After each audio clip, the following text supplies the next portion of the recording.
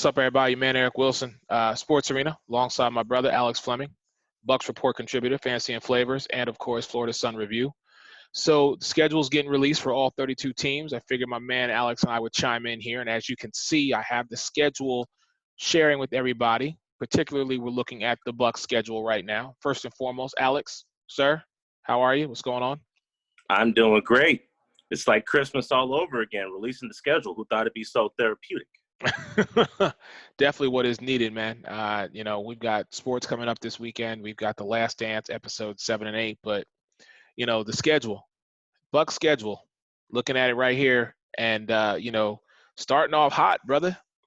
Chasing that, starting off that, who's going to have the most touchdowns after week one, touchdown passes after week one between Tom Brady and Drew Brees in New Orleans. So Jameis, first game as a Saint, has to face his former team, man. What are your thoughts on this schedule? He's not going to be facing the team. Drew Brees will be facing the team. Winston's going to be on the bench learning. I believe he gets his opportunity week 9, later on in the season on the Sunday night football event. It's going to be amazing.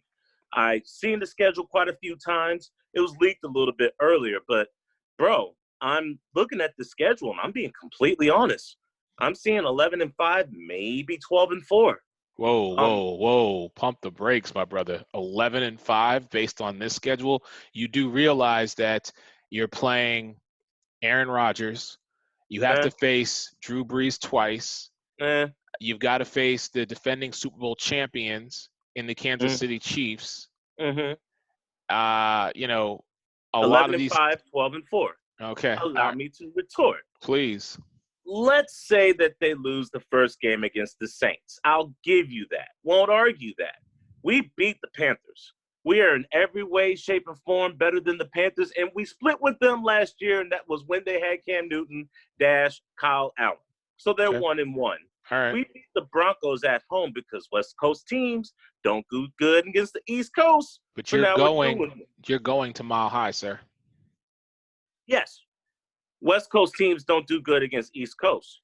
All right. Last time I checked, Tom Brady has a winning record against the Broncos. Oh, that's right. We're playing Drew Lock. We're going to be able to stop that run. And as far as Jerry Jeudy is concerned, we're worried about them. So like I was saying, 2-1. Now, the Chargers game is interesting. But what did I say earlier? West Coast teams flying to the East Coast. That's a 1:00 start time. Thank you for the W. That's 3-1. Now, the real schedule starts week 5 against the Chicago Bears because that's the first of all of their primetime games. They have 4 primetime games in a 5-week span. Well, when you got Tom Brady the GOAT and you've got the matchups that you have, what are you expecting? Aaron Rodgers. Well, let's start with Khalil Mack and Roquan Smith and the defense of the Bears, which is still legit, going up against Brady and this new Tampa Bay offense. Well, then you have the matchup that everybody loves to see, which is Aaron Rodgers versus Tom Brady. The new-look Raiders in Las Vegas, of course, it's going to be a primetime game. Why? Sunday It's night. Brady in Vegas. Hello. What more could you ask for? Then you follow that up with the Giants. Now, granted, this is not the Eli Manning New York Football Giants. This is the Daniel Jones and Saquon Barkley and that new constructed offensive line, if you will, look for the New York Giants. Oh, and then, by the way, you have Drew Brees again, only this time it's at Ray J. Yeah. Okay. Absolutely. And before we even get a bye, we get the Kansas City Chiefs at home. This is where we lose most of our games. We lose against the Saints. We lose one of the games on the primetime tilt. I'm thinking maybe the Giants get us because for some odd reason, the Giants just have our number.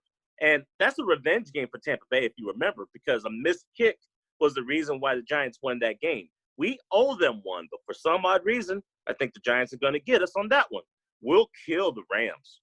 They couldn't stop the offense under Winston. What makes you think they're going to stop the offense with all those departures on defense? Not worried about them at all. Chiefs will beat us. The Chiefs are a better team. They have more weapons. Plus, with the schedule, we're going to be tired.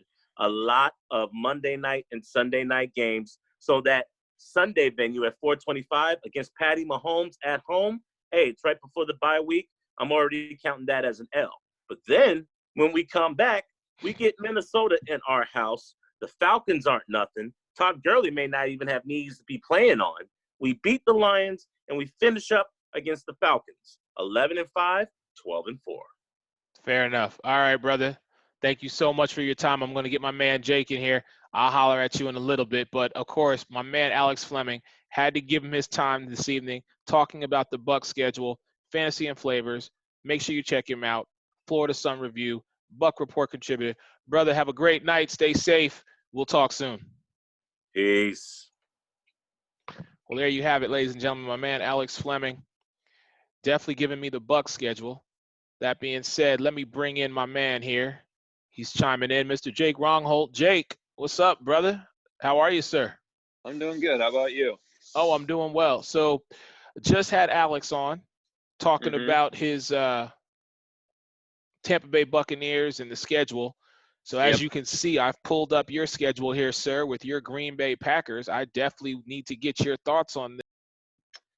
Yeah, it's interesting. I got to say, I mean, the schedule looks pretty brutal. Honestly, right out the gate, Packs start with week 1 at Minnesota, so they got to go to that first, and then they play a very starting up Lions team. One that I was looking at was very interesting to me and then the Buccaneers. You know, hey, they start that with Tom Brady and Aaron Rodgers. At that time, you're going to have Buck and Aikman, so that's going to be a lot of fun to watch. The one that is kind of interesting to me, though, the most was the Niners. I'm surprised that they put the Packers and the 49ers on Thursday Night Football. I mean, they're not going to be 100%, and, you know, this is a game that would be a lot bigger, in my opinion. Figure would be there. Vikings coming in the cold in Green Bay. I think that's awesome. Then the last couple of games at Lions, Panthers, Titans, and Bears.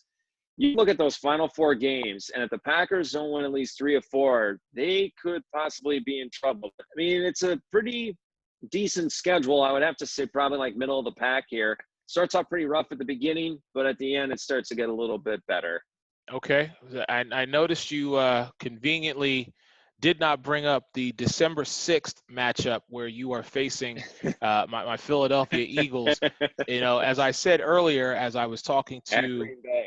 Yes, we are in Green Bay, in Lambeau, in December. You know, last year on a short week, we were able to get up there and steal one from you guys. But now this year, I will say, I'm very thankful that both of us play in outdoor stadiums. Although the weather in Philly may be 40, the weather in Green Bay in December may be negative 15. So, listen, I don't know. You guys are more accustomed to this than I am. It's going to be, for me, it's going to be a great time to be able to watch this game because, you know, I respect what Rodgers has been able to do. He's a Hall of Fame quarterback for sure. But, you know, that's a stretch for me where when you look at the Eagles schedule, I'm facing Russell Wilson, Drew Brees, and Aaron Rodgers back to back to back. And I'm like, okay, yeah, I'm a little nervous having to go through that. Yeah, from weeks 11 to 17, it could go either way because, you know, they have to play Phillip Rivers and a very good Colts team. Then they got to go play Chicago at Green Bay. And then they also have to finish off the year with them at Chicago. So that could be a toss-up. You know, Eagles, Lions, Panthers, Titans, as I said. That Eagles game could be interesting for you, though, because the question is it going to be Carson Wentz versus Aaron Rodgers? Or could it be possibly, and I'm just hot taking it here, it could possibly be Carson Wentz injured, Aaron Rodgers injured, and it could be Jordan Love versus Jalen Hurts. So, you know, that's a possibility because keep in mind, both Carson Wentz and Aaron Rodgers have had injury concerns over the last couple of years. They're 2 very good quarterbacks. They got good wide receiver cores now ready to go. But, you know, that could go any way. I will say this, though, Eric. I am very happy to be taking a break from the Cowboys because we play the Cowboys every single year for the last 10 years. And I'm glad to know that there might be a possible reunion when it happens in the playoffs, if the Packers even get that far. I mean, I look at this team and I say, hey, we were a 10-6 team. Honestly, we weren't 13-3, but it could change. But overall, I like the schedule. Taking a look at your Eagles here, though, I mean, you're going to have Sunday Night Football with the Cowboys, but then you have to go at Dallas at the end of the season on Week 16. So that could be interesting for the Eagles as well. And I know I've said interesting for like the last couple of times here, but let's try a different word here, intriguing.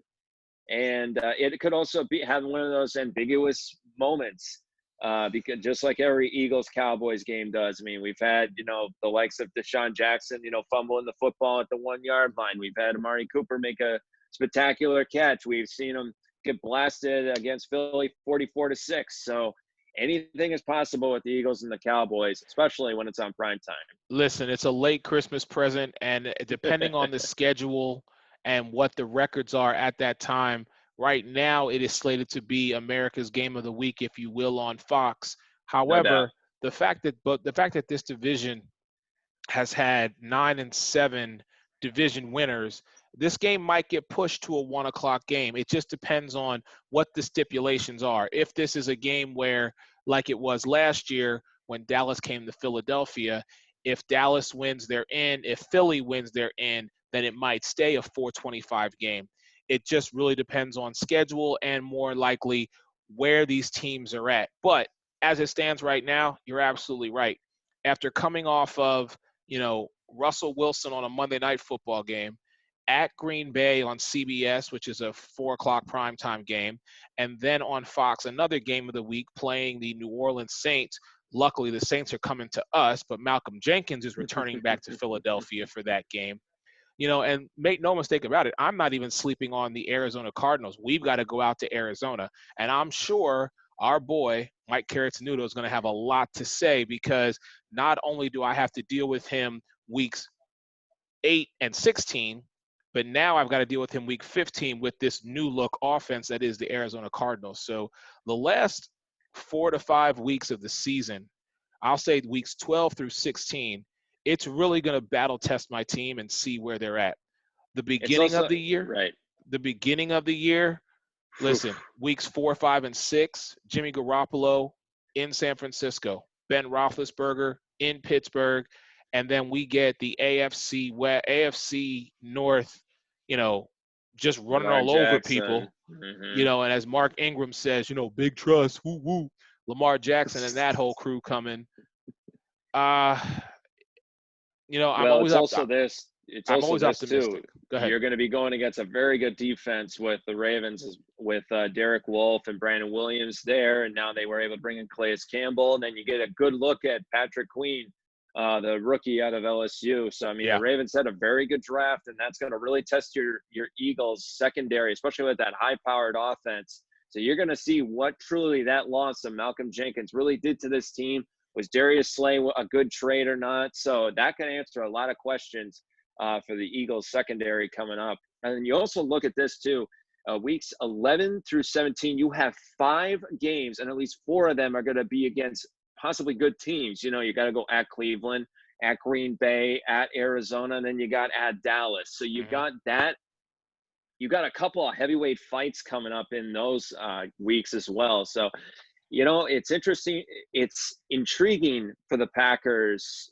It's possibly ambiguous for the Philadelphia Eagles, because I just don't know. Honestly, I swear I'm looking at Inception right now for your Eagles. Yeah. But again, I'll just revert back here. When I look at your Packers schedule, I mean, to start off, first 2 weeks back to back are against divisional opponents. The first 2 weeks, depending on when training camps and OTAs and things like that start, it might not be till week 3 or 4 before people actually feel like they're back in their rhythm, they're back in their consistency and their momentum. I mean, listen, these are world-class athletes, so I'm sure they're excited just to get back out there and play when the time comes. But, how much are they going to be really prepared when week 1 hits? Because if it is shortened practices and OTAs, and we're only allowed to do maybe 1 or 2, or even let's hope we get 3 preseason games, we might see starters in all 3 of the preseason games this year just so they can get that rhythm built up within them. Looking at your schedule, Jake, let me just say this. I'm always trying to be optimistic when it comes to some teams. As far as I'm concerned, it's your division to lose, meaning it's the Green Bay Packers division to lose. Mm-hmm. Honestly, being totally unbiased, I can see you guys going 11-5, maybe even 12-4. Yeah, well, I would have to go 11-5. I think that's a pretty good reality there. I mean, I think the Bears actually have done pretty decent in the offseason. We don't know which Nick Foles is going to be there. That's a big question there. Also, Matthew Stafford, is he going to be able to stay healthy throughout the year? They did a good job in the draft. The Vikings got a lot of youth. I might take a step back for the Vikings just a little bit, but you're right. This is the division to lose for the Packers. I mean, you're starting off with Vikings at Saints, so 2 of the 4 games there. That is going to be really tough, especially when you're going at New Orleans on Sunday Night Football, and that defense is going to be tested against Drew Brees, that explosive offense led by Sean Payton. You're absolutely right. right. I mean, you got Lions and the Falcons. I think the Falcons come on, Monday Night Football. By the way, Eric, I was just looking at the Monday Night Football schedule. Wow.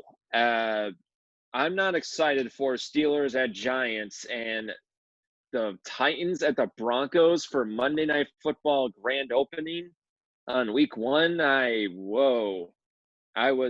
I'm not excited for those 2 games at all. That's going to be a big talking point tomorrow on a lot of radio shows. I just got that feeling because, I mean, look at this. You got the Steelers that'll possibly be an 8-win team. The Giants don't know what identity to be. They could be like a 5-11.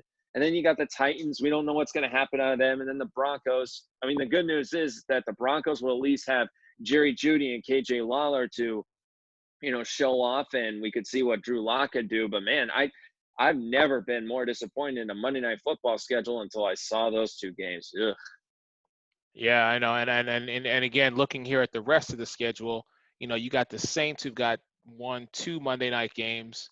The Packers, you guys got one against the Falcons. Wow. The Cardinals, Cowboys. I think that's going to be. I like that game. Bears, Rams. Dog. Yeah. No, Bucks, dog. Giants. It's got fleas on it. The Bucks, Giants. Maybe on the road. Yeah. Right. Patriots, Jets. No. Doesn't have the same feel anymore. It doesn't. It really doesn't. Vikings, Bears. It's a divisional Always a lot NFC. of fun. Always a lot of fun to watch in Chicago. It's a defensive battle, so that'll be a good one. If you're looking at the Rams right now, I am shocked, Eric, that the Rams have 2 Monday Night Football games. I mean, they have lost a lot of talent. They don't know what identity. They're going into rebuild mode right now. So I'm just kind of saying right now, they're dogs. They're dogs. They got fleas on them right now. So as Gordon Gekko told Bud Fox in Wall Street, he goes, "What else do you have aside from connections to the airport?" And that's how it feels right now at the Los Angeles Rams. I was trying to pull up the Thursday night football schedule, but here we go, NFL Network. Let's see what I can pull up here. That is a really good schedule, honestly, Bengals, because you got the battle at Ohio. So you got Baker Mayfield versus Joe Burrow.